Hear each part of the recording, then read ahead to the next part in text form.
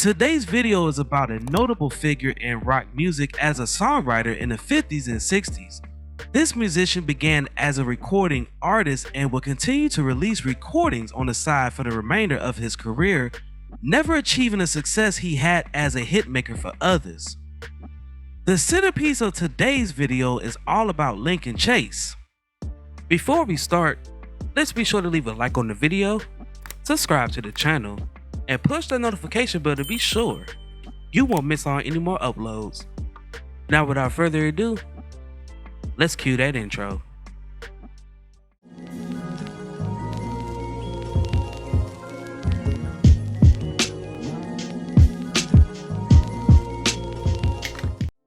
Born Lincoln Chase in New York City in 1926 to West Indian immigrants.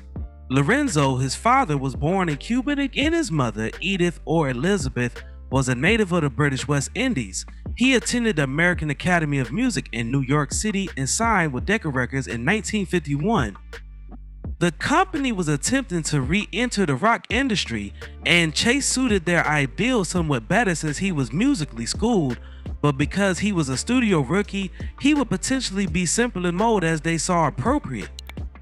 It's telling that he wasn't recording his own compositions either, but while he did well with their submissions, he wasn't a distinctive enough vocalist to stand out, and with average material and fair but derivative musical arrangements, as well as appearing on a label with no cachet among rock fans, his sides were doomed to be overlooked. His singles for Decca and then other labels like as RCA Dawn, Liberty, and Columbia were not successful. As a songwriter, his early recordings included Rain Down Rain by Big Maybelle, Rain comes tumbling down, Salty Tears by Chuck Willis,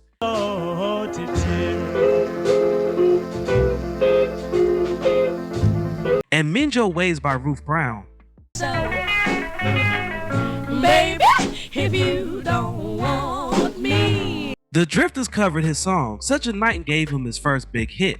In early 1954, the song peaked at number 2 on the Billboard R&B charts. When she kissed me, I had to fall in love. And Johnny Ray recorded it, with his version reaching number 1 on the UK singles chart.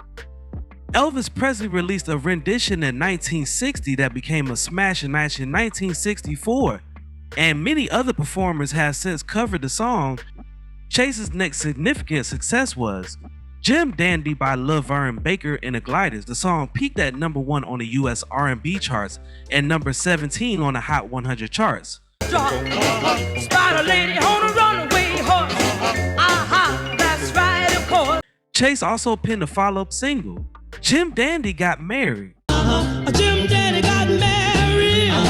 Love Jim Dandy. Love Jim Dandy. In 1957, he released the album, The Explosive Lincoln Chase on Liberty Records, which he recorded with the Spencer Hagen Orchestra.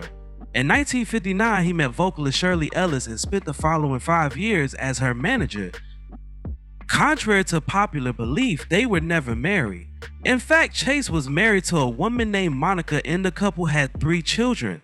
After collaborating on several unsuccessful singles with Ellis, he wrote the song, The Nitty Gritty, for her, and it rose to number 8 on the Hot 100 charts in early 1964.